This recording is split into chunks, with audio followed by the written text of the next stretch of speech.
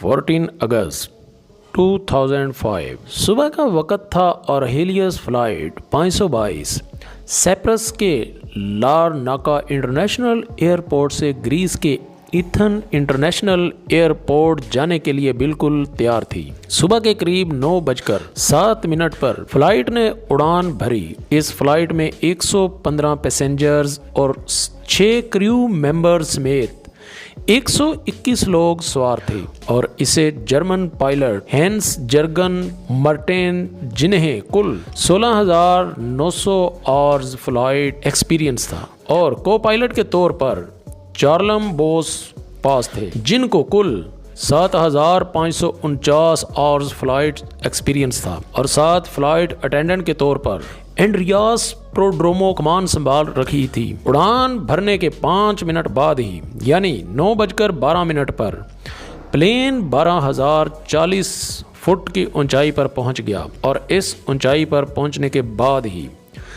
अचानक प्लेन में एक अलार्म बजने लगता है। जब इस अलार्म की जांच की गई तो पता चला कि ये alarm take off warning alarm था, जिसे देखने के बाद दोनों पायलट हैरान हो गए। वो इसलिए क्योंकि टेक ऑफ अलार्म तब बजता है जब प्लेन ग्राउंड पर होता है और उड़ान भरने के लिए तैयार नहीं होता है।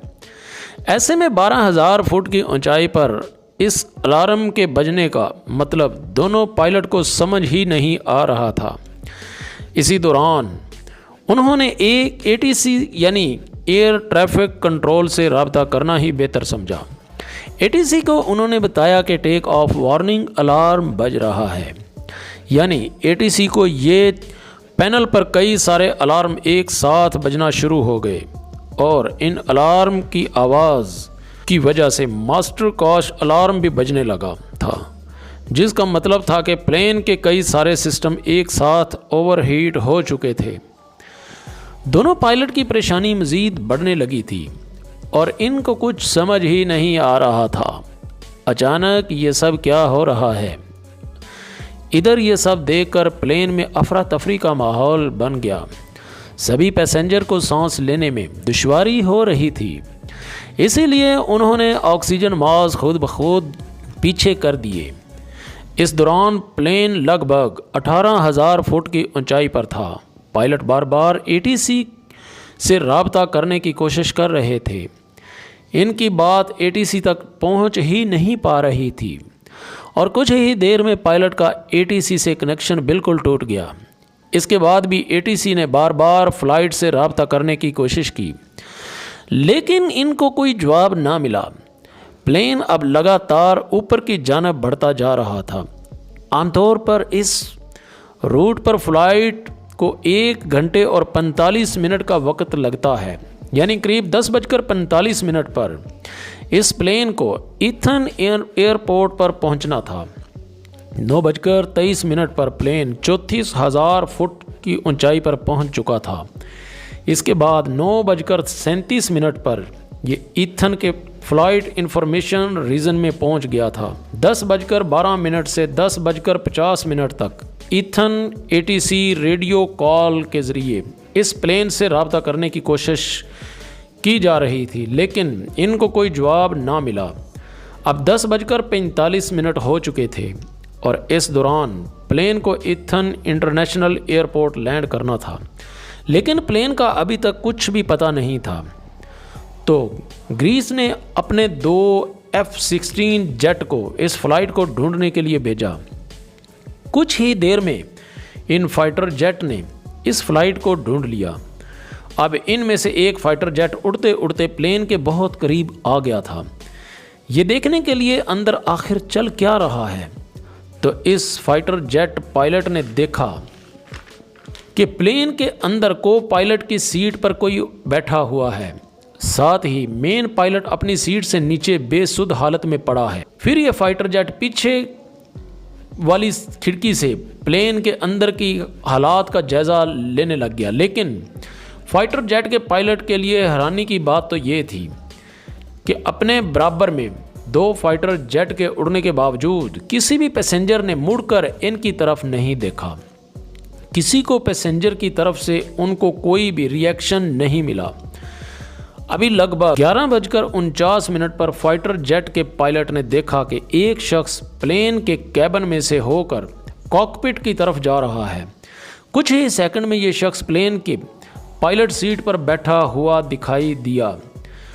कॉकपिट में बैठे इस शख्स को देखकर फाइटर जेट के पायलट ने उसे इशारा किया और ये शख्स भी इनको कुछ इशारा ना कर रहा था और उसे कुछ सुनाई ना दे रहा था, लेकिन वो भी बोल ही नहीं पाया। तभी लगभग 1 मिनट बाद 11:50 पर प्लेन के लेफ्ट इंजन ने काम करना बंद कर दिया और प्लेन लेफ्ट साइड से झुककर तेज़ी से नीचे की तरफ गिरने लगा। वो शख्स प्लेन को कंट्रोल करने की कोशिश कर रहा था, लेकिन वो उसे कंट्रोल नहीं कर पाया। ठीक 12 बजे राइट इंजन ने भी काम करना बंद कर दिया।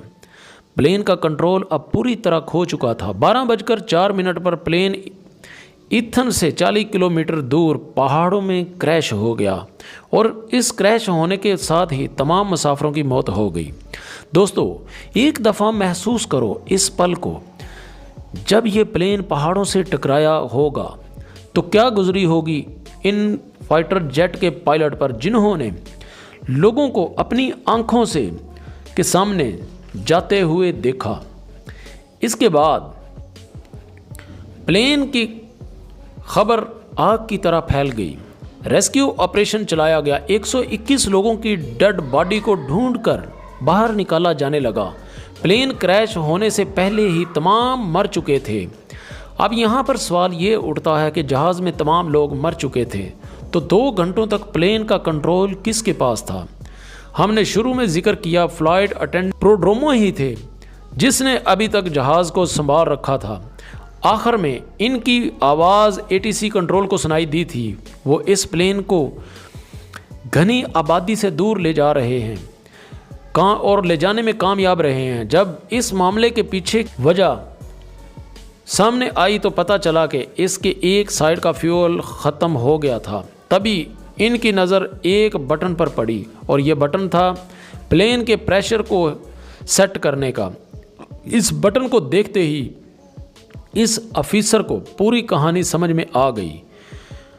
आपको बता दें कि ये बटन पूरे प्लेन में हवा के प्रेशर को कंट्रोल करता है। आमतौर पर इस बटन को ऑटोमेटिक मोड पर ही रखा जाता है और अगर कभी इसे मैनुअल मोड पर किया भी जाए तो पायलट को इसका ध्यान रखना पड़ता है। अब हादसे की जड़ तक पहुंचने से पहले आपको लिए चलते हैं जब ये जहाज़ अपनी सर्विस पर गया हुआ था। वहाँ इसको चेक करके इसकी सर्विस की गई। वहाँ इसकी सर्विस करने वाले लोगों ने उसे मैनुअल मोड पर करके उसे पायलट को सौंप दिया था। पायलट का इस तरफ ध्यान ही नहीं गया कि इनके प्लेन का मैनुअल मोड चालू ही रह गया है। इसी वजह से प्लेन में ऑक्सीजन की कमी होने लगी थी, जिसकी वजह से तमाम मुसाफिरों को बेचैनी होने लगी।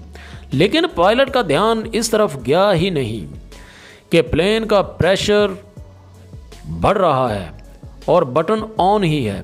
इसी वजह से कॉकपिट में भी ऑक्सीजन का लेवल कम हो गया और दोनों पायलट बेहोश हो गए। तमाम लोगों की डेथ हो गई सिवाय एक पायलट के। अब आप ये सोच रहे हैं ये इतनी देर तक जिंदा कैसे रहे? आपको बता दें, एंड्रियास एक स्कोपा ड्राइवर्स थे, क्योंकि स्कोपा ड्राइवर्स लंबे अरसे तक अपनी सांस को रोकने में मास्टर्स होते हैं।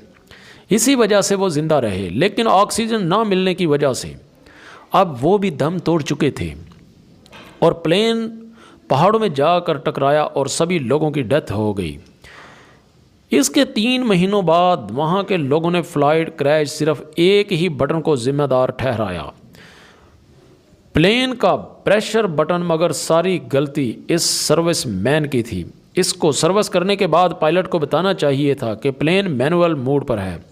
जी दोस्तों, ये तो थी प्लेन क्रैश होने की वीडियो जो आप दोस्तों तक पहुंचाई। अगर आपको मेरी वीडियो पसंद आई है तो मेरे चैनल को सब्सक्राइब कर लें और बेल आइकन को दबा दें ताकि आने वाली न्यू वीडियोज़ का नोटिफिकेशन बर वक्त आपको मिल सके। नेक्स्ट वीडियो के लिए इजाज़त, अल्लाह हाफिज़।